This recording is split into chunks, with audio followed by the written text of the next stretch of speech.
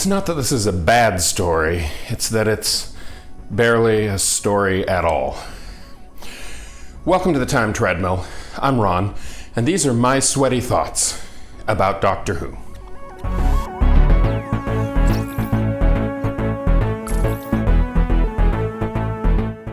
My fundamental problem with Frontier in Space is that this is the final story of the Master, the original Master, although it wasn't intended to be, and I'll get into that tomorrow. But this is it. This is the Master's final go-around, and he doesn't even show up until the third episode. And even with that, he's not the ultimate bad guy, and therein lies the real problem with the writing of this story, which I have nothing against Malcolm Hulke. He's done some amazing stories, and he was given kind of a difficult task with this one, because this entire 6-episode story really ultimately amounts to nothing but a prequel to the next story. And again, I'll get into that tomorrow. But that means that there is really no distinct overarching threat in this story. There is a kind of a looming problem. The whole thing is a Cold War analogy, with Earth and Draconia at each other's throat due to a series of aggressive encounters, each side accusing the other of attacking them baselessly.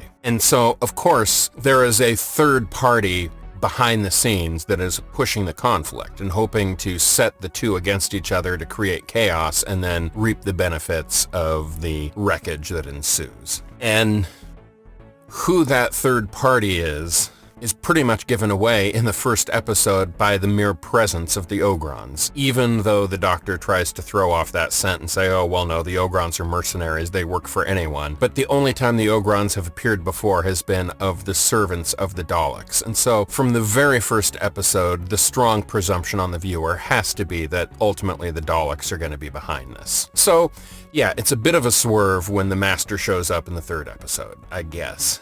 But then again, that's the problem with his character. He is not the ultimate mastermind behind what's going on, and he has a fairly passive role in the story, and the entire execution of the story from beginning to end is less a plot and more just a series of events. It just doesn't feel like there's any driving threat to eliminate. There's just a looming Cold War, and, I'm sorry, that's just describing my childhood. I mean, it's an interesting background, it's an interesting color to have to a story, but it's not a driving threat. So, I don't know, this whole one is just so far just really, really boring to me. And I know that the whole thing is driving to the big reveal at the end when, oh, it's the Daleks. And then we get the next Dalek story. And you know how I feel about the Daleks. So, there we are for today. I've spent several minutes blathering about how the story has no content,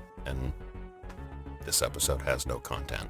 I'm going to admit defeat and call it a day. So, until tomorrow, stay home, stay safe, be kind, be patient. I'll see you tomorrow.